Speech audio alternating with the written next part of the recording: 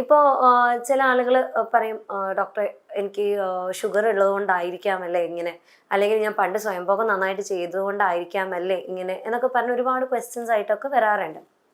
അപ്പം എൻ്റെ അടുത്ത് കഴിഞ്ഞ ഒരു ഒ പിയിൽ വന്ന ഒരു പേഷ്യൻ്റ് ആയിരുന്നു. അവരുടെ ഒരു റിവ്യൂ വേണമെങ്കിൽ നമുക്കൊന്ന് നോക്കാം. ലൈക്ക് എങ്ങനെയായിരുന്നു അവർക്ക് ഈ ഒരു ഇത് കഴിച്ചിട്ട് അല്ലെങ്കിൽ ഈ ഒരു മെഡിസിൻ കഴിച്ചിട്ട് വിത്ത് നമ്മൾ പറഞ്ഞ കാര്യങ്ങളൊക്കെ ചെയ്തിട്ട് എങ്ങനെയാണ് ഉണ്ടായിട്ടുള്ളത്, എത്രത്തോളം ഉണ്ട് അവരുടെ ആ ഒരു ഇമ്പ്രൂവ്മെൻ്റ് എത്രത്തോളം വന്നിട്ടുണ്ട് എന്നുള്ളത് നമുക്കൊന്ന് നോക്കാം.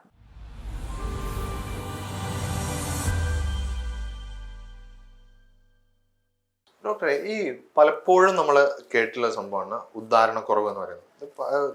പ്രശ്നം എന്താ വെച്ചാൽ പല ആളുകളും വിചാരിക്കുന്നത് കേട്ടോ, ഉദ്ധാരണം കുറഞ്ഞാൽ പിന്നെ പിന്നെ ഉദ്ധരിക്കില്ല, അല്ലെങ്കിൽ ഈ പെട്ടെന്ന് ശീഘ്രസ്ഖലനം, പിന്നെ ഈ പറഞ്ഞ നീളമില്ലായ്മ, അല്ലെങ്കിൽ വേണ്ട ഭാര്യ വേണ്ട രൂപത്തിൽ തൃപ്തിപ്പെടുത്താൻ പറ്റുന്നുണ്ടോ എന്നുള്ള സംശയം, ഇങ്ങനെയുള്ള ഒരുപാട് ബുദ്ധിമുട്ടുകൾ നമ്മൾ കാണുന്നുണ്ട്. അതിപ്പോൾ നിങ്ങൾ ഒ പിയിലാണെങ്കിൽ കാണുന്നുണ്ടാവും. നമ്മൾ ഇന്ന് എൻ്റെ ഒരു സംശയം, ഇങ്ങനത്തെ പ്രശ്നങ്ങളൊക്കെ നമുക്ക് പൂർണ്ണമായി മാറ്റാൻ പറ്റുമോ? ഇത് അല്ലെങ്കിൽ ഒരു വട്ടം ഈ ഒരു പ്രശ്നം വന്നാൽ കാലാകാലം നമ്മൾ ഒന്നും അല്ലാതെ ഒന്നിനും പറ്റാതെ ഇങ്ങനെ അടിയിലായി ഇരിക്കുന്ന ഒരു അവസ്ഥയിലേക്ക് തന്നെ നമ്മൾ പോവേണ്ടി വരുമോ? ഇതിന് ശരിക്കും ഒരു ട്രീറ്റ്മെന്റ് ആണോ? എന്താണ് ഇതിന് നമുക്കിത് പൂർണ്ണമായി മാറ്റാൻ എന്താണ് നമുക്ക് ചെയ്യാൻ പറ്റുക? തീർച്ചയായിട്ടും ഇത് ട്രീറ്റബിൾ ആണ്. ഇത് കംപ്ലീറ്റ്ലി ഒരു സാധാരണ അതായത് നിങ്ങൾക്ക് ഇങ്ങനെ ഒരു പ്രശ്നം വരുന്നതിന്റെ മുന്നേ എങ്ങനെയായിരുന്നോ ആ ഒരു രീതിയിലേക്ക് തിരിച്ച് നോർമൽ ആക്കിയിട്ട് കൊണ്ടുവരാൻ എന്തായാലും സാധിക്കും. അപ്പം ഇതിലിപ്പം കുറേ മരുന്നുകൾ ഇന്നത്തെ കാലത്ത് വിപണിയിലുണ്ട്. ചിലത് സയന്റിഫിക് ആയിട്ട് പ്രൂവ് ചെയ്തതാണ്, അല്ലെങ്കിൽ ചിലത് ടെസ്റ്റഡ് ആണ്, കുഴപ്പമില്ല എന്നുള്ളത് രീതിയിലുണ്ട്. ചിലത് ആളുകൾ കബളിപ്പിക്കപ്പെടാറുണ്ട്. അപ്പം നമുക്ക് വീട്ടിലിരുന്നുകൊണ്ട് തന്നെ ഇതിനെ എങ്ങനെ മാനേജ് ചെയ്യാൻ പറ്റും, അല്ലെങ്കിൽ ഒരു 3 ജ്യൂസ് വെച്ചിട്ട് ഇതിന് നമുക്ക് എങ്ങനെ എത്രത്തോളം മാനേജ് ചെയ്യാൻ പറ്റും എന്നുള്ളത് നമുക്കൊന്ന് ഡിസ്കസ് ചെയ്യാം. ഇപ്പോൾ ചില ആളുകൾ പറയും ഡോക്ടറെ എനിക്ക് ഷുഗർ ഉള്ളതുകൊണ്ടായിരിക്കാമല്ലേ ഇങ്ങനെ, അല്ലെങ്കിൽ ഞാൻ പണ്ട് സ്വയംഭോഗം നന്നായിട്ട് ചെയ്തതുകൊണ്ടായിരിക്കാമല്ലേ ഇങ്ങനെ എന്നൊക്കെ പറഞ്ഞ് ഒരുപാട് ക്വസ്റ്റ്യൻസ് ആയിട്ടൊക്കെ വരാറുണ്ട്. അപ്പം എൻ്റെ അടുത്ത് കഴിഞ്ഞ ഒരു ഒ പിയിൽ വന്ന ഒരു പേഷ്യൻ്റ് ആയിരുന്നു. അവരുടെ ഒരു റിവ്യൂ വേണമെങ്കിൽ നമുക്കൊന്ന് നോക്കാം. ലൈക്ക് എങ്ങനെയായിരുന്നു അവർക്ക് ഈ ഒരു ഇത് കഴിച്ചിട്ട് അല്ലെങ്കിൽ ഈ ഒരു മെഡിസിൻ കഴിച്ചിട്ട് വിത്ത് നമ്മൾ പറഞ്ഞ കാര്യങ്ങളൊക്കെ ചെയ്തിട്ട് എങ്ങനെയാണ് ഉണ്ടായിട്ടുള്ളത്, എത്രത്തോളം ഉണ്ട് അവരുടെ ആ ഒരു ഇമ്പ്രൂവ്മെൻ്റ് എത്രത്തോളം വന്നിട്ടുണ്ട് എന്നുള്ളത് നമുക്കൊന്ന് നോക്കാം. ഡോക്ടറെ, ഞാൻ ഈ മരുന്ന് കഴിക്കുന്നുണ്ട് ഏകദേശം 20 ദിവസത്തിൻ്റെ അടുത്തേ ആയിട്ടുള്ളൂ. ഈ മരുന്ന് കഴിക്കുന്നതുകൊണ്ട് വളരെ ഫലപ്രദവും ഗുണവുമാണുള്ളത്. രോഗത്തിലും വണ്ണത്തിലും നമ്മൾക്ക് വളരെ മാറ്റങ്ങൾ വന്നിട്ടുണ്ട്. ദാമ്പത്യ ജീവിതത്തിലും വളരെയധികം മാറ്റം വന്നിട്ടുണ്ട്. ഞാൻ 0 ആയി കിടക്കുന്ന എനിക്ക് ഒരു കൈ തന്ന് സഹായിച്ച ഇവിടെ ഡോക്ടറോട് ആദ്യം ഞാൻ നന്ദി അറിയിക്കട്ടെ. എത്ര നന്ദി കടപ്പാടും അറിയിച്ചാലും അതിനൊരു ഇത്രയും വലിയ സന്തോഷമാണ് ഡോക്ടർ എനിക്ക് ചെയ്തു തന്നിട്ടുള്ളത്. പിന്നെ ഈ ഒരു മരുന്ന് കഴിക്കുമ്പോൾ, ഈ മരുന്ന് കഴിക്കാനുണ്ടായ കാരണം, ഞാൻ ഈ ഹിബ ഡോക്ടർ യൂട്യൂബ് ചാനലിൽ കാണുകയും യൂട്യൂബ് ചാനലിൽ നിന്നും നമ്പർ എടുത്ത് ഹിബ ഡോക്ടർക്ക് വിളിക്കുകയും ഓൺലൈനിലൂടെ ഹിബ ഡോക്ടർ എനിക്ക് മരുന്ന് അയച്ചു തരികയാണ് ചെയ്തത്. ആ മരുന്ന് 20 ദിവസം ഞാൻ കഴിക്കൽ തുടങ്ങിയിട്ടായിട്ടുള്ളൂ. വളരെ ഫലപ്രദവും സന്തോഷമാണ്. ഈ മരുന്ന് കഴിക്കുന്നത് ഹെൽത്തിയാണ്. ഈ മരുന്ന് കഴിക്കുന്നതുകൊണ്ട് സൈഡ് എഫക്റ്റോ കാര്യങ്ങളോ ഒന്നും എനിക്ക് അനുഭവപ്പെട്ടിട്ടില്ല. വളരെ ഹെൽപ്പിയാണ്. ആദ്യമായിട്ടാണ് ഞാൻ ഹോമിയോ മരുന്ന് ഉപയോഗിക്കുന്നത്. എനിക്കത് ഭയങ്കര ഹാപ്പി ആയിട്ടാണ് തോന്നിയത്. എനർജിയാണ്, വളരെ എനർജിയാണ്. ആൾക്ക് നല്ലൊരു ഉന്മേഷ ആരോഗ്യം തോന്നുന്നുണ്ട്. ഞാൻ ഒന്നുകൂടെ ഇവിടെ ഡോക്ടർ നന്ദി അറിയിച്ചുകൊണ്ട് നിർത്തുന്നു. അൽഹംദുലില്ലാ, നാഥനോട് സ്തുതി. അപ്പോൾ ഇതിൽ ഈ ഒരു ആൾക്ക് എന്തുണ്ടായിരുന്നെന്ന് വെച്ചാൽ അവർക്ക് ഉദാഹരണക്കുറവ് ഉണ്ടായിരുന്നു. അത് ആഗ്രഹിക്കുന്ന സമയത്ത് അവർക്ക് ബലം ഉണ്ടാവുന്നുണ്ടായിരുന്നില്ല, അല്ലെങ്കിൽ ബലം ഉണ്ടായാൽ തന്നെ ചിലപ്പം അവരെ പ്രവേശിക്കുന്നതിന് മുന്നേ തന്നെ അത് തളർന്നു പോകുന്ന ഒരു ഫീലിംഗ് ആയിരുന്നു. പിന്നെ അതേപോലെ അവർക്ക് തീരെ വണ്ണമില്ല, തടിയില്ല എന്നൊക്കെ ഉള്ളൊരു ബുദ്ധിമുട്ടുകളൊക്കെ ഉണ്ടായിരുന്നു. അപ്പം ആക്ച്വലി ഞാൻ വണ്ണത്തിനോ തടിക്കോ ഒന്നും അല്ല ഇവർക്ക് മരുന്ന് കൊടുത്തത്. അവർക്ക് അവരുടെ ഉദ്ധാരണം കറക്റ്റ് ആവാൻ വേണ്ടിയിട്ടുള്ള മരുന്ന് മാത്രമേ കൊടുത്തിട്ടുള്ളൂ. ആ ഒരു ഉദ്ധാരണം കറക്റ്റായിട്ടുണ്ടായിരുന്നെങ്കിൽ തന്നെ അവർക്ക് ആ ഒരു തടിയും വണ്ണവും നോർമലായിട്ട് വരുമായിരുന്നു. അപ്പോൾ അതാണ് ഈ ഒരു ആൾക്ക് സംഭവിച്ചിട്ടുണ്ടായിരുന്നത്. അവർ ചെറിയ പ്രായത്തിൽ നന്നായിട്ട് സ്വയംഭോഗം ചെയ്യുമായിരുന്നു. പിന്നെ കുറച്ചൊക്കെ ഒരു ടെൻഷൻ റിലേറ്റഡ് ആയിട്ടാണ് ആക്ച്വലി ആ ഒരു കേസ് ഉണ്ടായിരുന്നത്. അപ്പോൾ ആ ഒരു രീതിയിൽ നമ്മൾ ആ കേസിനെ ഹാൻഡിൽ ചെയ്തപ്പോൾ നല്ല രീതിയിലുള്ള റിസൾട്ടാണ് അവർക്ക് 1 മാസം കൊണ്ട് തന്നെ കിട്ടിയിട്ടുണ്ടായിരുന്നത്. അപ്പോൾ ഈ ഒരു ഉദ്ധാരണക്കുറവ് കാരണം പല ആളുകളും എങ്ങനെ ഡോക്ടറോട് പറയുക, എങ്ങനെ ഫേസ് ചെയ്യുക, അവരെങ്ങനെയാ വിചാരിക്കുക, എങ്ങനെയാ ഞാൻ ഒരു ഡോക്ടർ മുന്നിൽ പോവുക, ആളുകൾ എന്താ എന്നെക്കുറിച്ച് വിചാരിക്കുക ഈ പ്രായത്തിലോ, അല്ലെങ്കിൽ ഇങ്ങനെയോ. ചില ആളുകളുണ്ട്, ഇപ്പോൾ 25 വയസ്സായിട്ടുള്ളൂ, കല്യാണം കഴിഞ്ഞിട്ടുള്ളൂ, വൈഫിന്റെ മുന്നിൽ പ്രശ്നമാണ്, വീട്ടുകാരോടൊന്നും പറയാൻ പറ്റുന്നില്ല, ഫ്രണ്ട്സിനോടൊന്നും പറയാൻ പറ്റില്ല, ഫ്രണ്ട്സിൻ്റെ അടുത്ത് പറഞ്ഞു കഴിഞ്ഞാൽ അതൊരു ഈഗോ റിലേറ്റഡ് ആയിട്ടുള്ള ഒരു ഇഷ്യൂ ആവോ എന്നുള്ളൊരു പേടി പുറത്തൊക്കെ ഇതുകൊണ്ട് വീർപ്പ് മുട്ടി ജീവിക്കുന്ന ഒരുപാട് ആളുകളുണ്ട്. അപ്പോൾ ഇവർക്കൊക്കെ വീട്ടിൽ തന്നെ ട്രൈ ചെയ്യാവുന്ന 3 ജ്യൂസസിനെ കുറിച്ചാണ് നമ്മൾ ഇതിൽ പറയുന്നത് മെയിനായിട്ട്. അപ്പോൾ അതിന് മുന്നേ പറയാനുള്ളത്, ഉദാഹരണക്കുറവ് എന്നുള്ളത് ശരിക്ക് 2 രീതിയിൽ തന്നെ പറയാം. അതായത് ഒന്നെന്ന് പറഞ്ഞാൽ ചിലർക്ക് അത് തീരെ ഉദ്ധരിക്കുന്നില്ല, എന്തൊക്കെ ചെയ്തിട്ടും എങ്ങനെയൊക്കെ ട്രൈ ചെയ്തിട്ടും അവരാഗ്രഹിക്കുന്ന സമയത്ത് അവർക്ക് ഉദാഹരണമില്ല. ഓക്കെ, ഒന്നാമത്. 2 എന്ന് പറഞ്ഞാൽ അവർക്ക് ഉദ്ധരിക്കുന്നുണ്ട്, പക്ഷെ അവർ പ്രവേശിക്കുന്ന സമയത്തോ അല്ലെങ്കിൽ പ്രവേശിച്ച് ഒരു ബന്ധപ്പെടുന്നതിൻ്റെ ഇടയിലായിരിക്കാം ചിലപ്പോൾ അവരുടെ ഉദാഹരണം നഷ്ടപ്പെടുന്നത്. ഈ 2 രീതിയിലും ആളുകൾ ബുദ്ധിമുട്ടാറുണ്ട്. അപ്പോൾ അതിൻ്റെ ഒരു പ്രധാന കാരണം എന്ന് പറയുന്നത് ആ ഭാഗത്തേക്കുള്ള രക്തയോട്ടം കറക്റ്റായിട്ട് ഇല്ലാത്തത് കൊണ്ടാണ് എന്നുള്ളത് തന്നെയാണ് മെയിനായിട്ട് പറയാനുള്ളത്. അപ്പോൾ ചില പേഷ്യൻസ് വരും നമ്മളെ അടുത്ത്, ഞാൻ എല്ലാ ഭക്ഷണവും നല്ല നോക്കിയിട്ടാണ് കഴിക്കുന്നത്, ഷുഗർ ഇല്ല, പ്രഷർ ഇല്ല, കൊളസ്ട്രോൾ ഇല്ല, യൂറിക് ആസിഡ് ഇല്ല, ഞങ്ങൾ പറഞ്ഞ ഒരു രോഗങ്ങളും എനിക്കില്ല, പിന്നെ ഇതെന്തുകൊണ്ടാണ് എന്നൊരു ചോദ്യമായിട്ട്.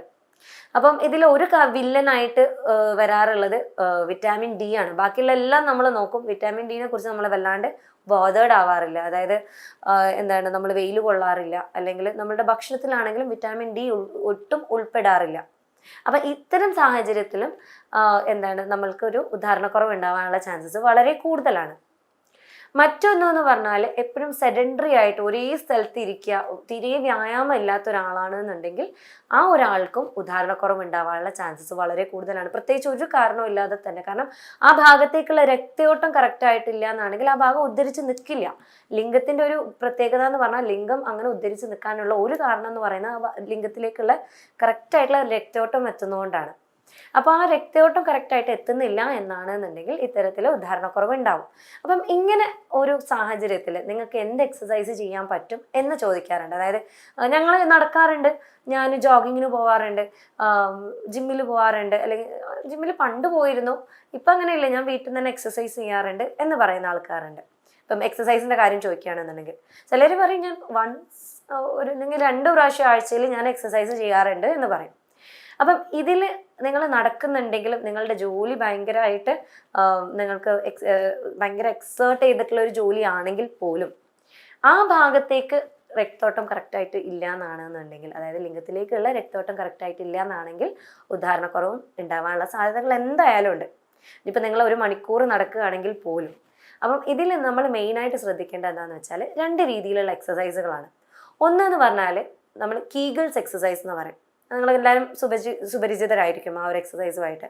അപ്പോൾ ഇതിൻ്റെ മെയിൻ ഫോക്കസ് എന്താണെന്ന് വെച്ചാൽ ആ ഭാഗങ്ങളിലേക്കുള്ള, അതായത് പെൽവിക് ഫ്ലോർ മസിൽസിലേക്കുള്ള രക്തയോട്ടം കൂട്ടുക എന്നുള്ളതാണ് ഈ ഒരു എക്സസൈസ് കൊണ്ട് നമ്മൾ മെയിനായിട്ട് ഉദ്ദേശിക്കുന്നത്. രണ്ടാമതായിട്ട് പറയുകയാണെന്നുണ്ടെങ്കിൽ അത് weight training exercise for abs എന്നാണ്. ഇതൊക്കെ നിങ്ങൾ നെറ്റിൽ സെർച്ച് ചെയ്ത് കഴിഞ്ഞാൽ, യൂട്യൂബിൽ സെർച്ച് ചെയ്ത് കഴിഞ്ഞാൽ ധാരാളം എക്സസൈസസ് കിട്ടും.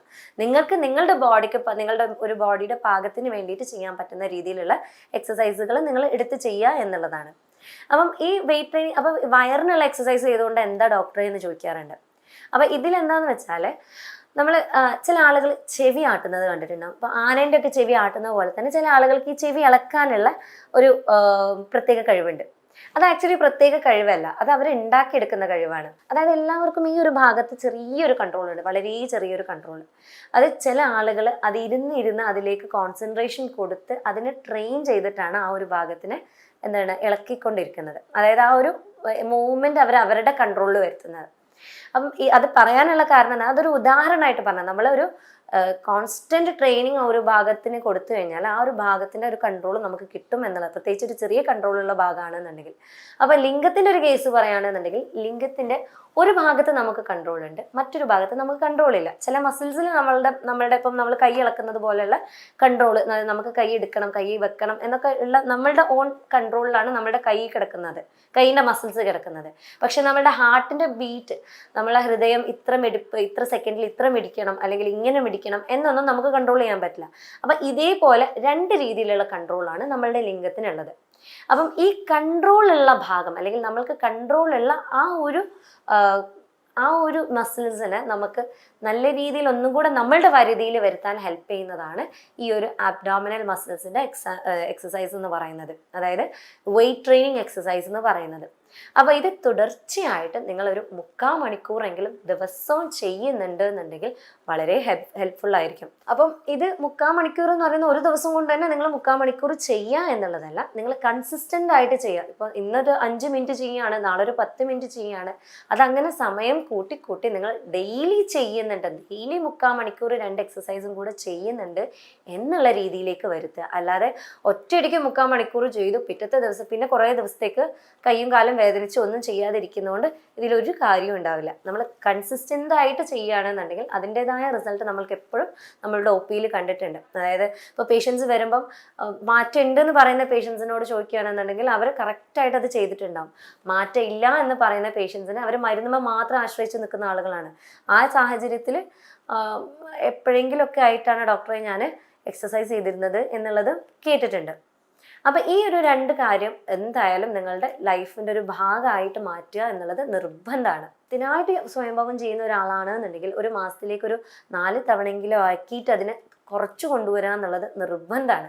കാരണം വികാരമല്ലേ ഡോക്ടറെ, ഞങ്ങൾക്കിത് കൺട്രോൾ ചെയ്യാൻ പറ്റുന്നില്ല, അല്ലെങ്കിൽ ഉറക്കത്തിൽ പോവുകയാണ്, അങ്ങനത്തെ ബുദ്ധിമുട്ട് വരികയാണ് എന്ന് പറയുന്നവരോട് പറയാനുള്ളത് നിങ്ങൾ എക്സസൈസ് ചെയ്യുക.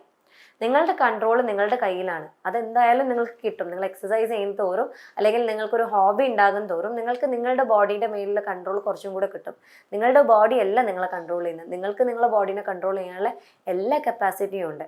ഓക്കെ, അപ്പം ഇതെന്തായാലും നിങ്ങൾ ശ്രദ്ധിക്കുക എന്നുള്ളതാണ്. ഇനി ഒരു 3 ജ്യൂസ് നമ്മൾ പറയുകയാണെന്നുണ്ടെങ്കിൽ അതിൽ ആദ്യം തന്നെ പറയാനുള്ളത് ബീട്രൂട്ട് ജ്യൂസാണ്. അതായത് ബീട്രൂട്ടിൻ്റെ കഷ്ണം നമ്മൾ നന്നായിട്ട് ജ്യൂസ് ആക്കിയിട്ട് അതൊക്കെ കുടിക്കുകയാണെന്നുണ്ടെങ്കിൽ അതിലൊരുപാട് നൈട്രൈറ്റ്സ് ഉണ്ട്. അത് നമ്മുടെ ശരീരത്തിൽ ഒരു ആൻറ്റി ഓക്സിഡൻ്റ് ആയിട്ട് പ്രവർത്തിച്ച് നമ്മളുടെ ലിംഗത്തിലേക്കുള്ള ബ്ലഡ് ഫ്ലോ കൂട്ടാൻ നന്നായിട്ട് ഹെൽപ്പ് ചെയ്യും. അതേപോലെ മറ്റൊന്നാണ് അവക്കാഡോ എന്ന് പറയുന്നത്. അതിലുള്ള വിറ്റാമിൻസും അതേപോലെ മിനറൽസും നമ്മളുടെ ടെസ്റ്റോസ്റ്ററോണിനെ റെഗുലേറ്റ് ചെയ്യാനും നമ്മൾക്ക് നല്ല രീതിയിലുള്ള ഒരു ഉദാഹരണം മെയിൻറ്റെയിൻ ചെയ്യാനും നന്നായിട്ട് ഹെൽപ്പ് ചെയ്യുന്ന ഒന്നാണ്. മറ്റൊന്നാണ് ഓറഞ്ചിൻ്റെ ജ്യൂസ് എന്ന് പറയുന്നത്. പൊതുവേ ഞാൻ ജ്യൂസ് പ്രിഫർ ചെയ്യാറില്ല, പക്ഷെ നിങ്ങൾക്ക് കുടിക്കാൻ സൗകര്യത്തിന് പറയാണ് ഓറഞ്ചിൻ്റെ ജ്യൂസ് എന്നുള്ളത്. കാരണം എന്താണെന്ന് വെച്ചാൽ ഓറഞ്ചിന് എന്നുള്ളതല്ല, വിറ്റാമിൻ സി റിച്ച് ആയിട്ടുള്ള ഏത് ജ്യൂസ് ആണെന്നുണ്ടെങ്കിലും ഏത് ഭക്ഷണമാണെന്നുണ്ടെങ്കിലും അത് വളരെ നല്ലതാണ്, പ്രത്യേകിച്ച് ഉദാഹരണത്തിൻ്റെ കേസിൽ. കാരണം എന്താണെന്ന് വെച്ചാൽ പഠനങ്ങൾ പറയുന്നുണ്ട് അതൊരു മൂഡ് ബൂസ്റ്ററാണ്. ചില ആളുകളോട് പറയാറുണ്ട് നിങ്ങൾ ഇന്നൊരു ബന്ധപ്പെടാൻ താല്പര്യപ്പെടുന്നുണ്ട് അല്ലെങ്കിൽ ഇന്ന് ബന്ധപ്പെടാൻ ചാൻസ് ഉണ്ട് എന്നുണ്ടെങ്കിൽ 1 മണിക്കൂർ മുന്നേ നിങ്ങളൊരു ഗ്ലാസ് ഓറഞ്ച് ജ്യൂസ് കുടിക്കൂ എന്നുള്ളത്. കാരണം എന്താണെന്ന് വെച്ചാൽ ആ ഭാഗത്തേക്കുള്ള രക്തയോട്ടം കൂട്ടാൻ നന്നായിട്ട് ഇത് സഹായിക്കും. അതേപോലെ വിറ്റാമിൻ സി റിച്ച് ആയതുകൊണ്ടാണ്. അപ്പോൾ ഓറഞ്ച് ജ്യൂസ് എന്നുള്ളത് മാത്രമല്ല, ഏത് വിറ്റാമിൻ സി റിച്ച് ആയിട്ടുള്ള ഭക്ഷണങ്ങളും ഒരു മണിക്കൂർ മുന്നേ കഴിക്കുകയാണെന്നുണ്ടെങ്കിൽ ആ ഭാഗത്തേക്കുള്ള രക്തയോട്ടം നന്നായിട്ട് കൂട്ടാൻ സഹായിക്കും എന്നുള്ളത് പഠനങ്ങൾ നന്നായിട്ട് പറയുന്നുണ്ട്. അപ്പം ഇതൊക്കെ ചെയ്തിട്ട് നിങ്ങൾക്ക് ഉദാഹരണം കറക്റ്റ് ആവുന്നില്ല, എക്സസൈസ് ചെയ്യുന്നുണ്ട്, ഞാൻ ഭക്ഷണമൊക്കെ റെഗുലേറ്റ് ചെയ്യുന്നുണ്ട്, എന്നിട്ടും എനിക്കൊരു മാറ്റം ഇല്ല എന്നൊരവസ്ഥയാണെന്നുണ്ടെങ്കിൽ നിങ്ങൾക്ക് എന്നെ കോൺടാക്ട് ചെയ്യാവുന്നതാണ്. ഞാൻ doctor Hiba Abdul Majeed, doctor Basil's homeo hospital, Pandikkad, Malappuram ജില്ല.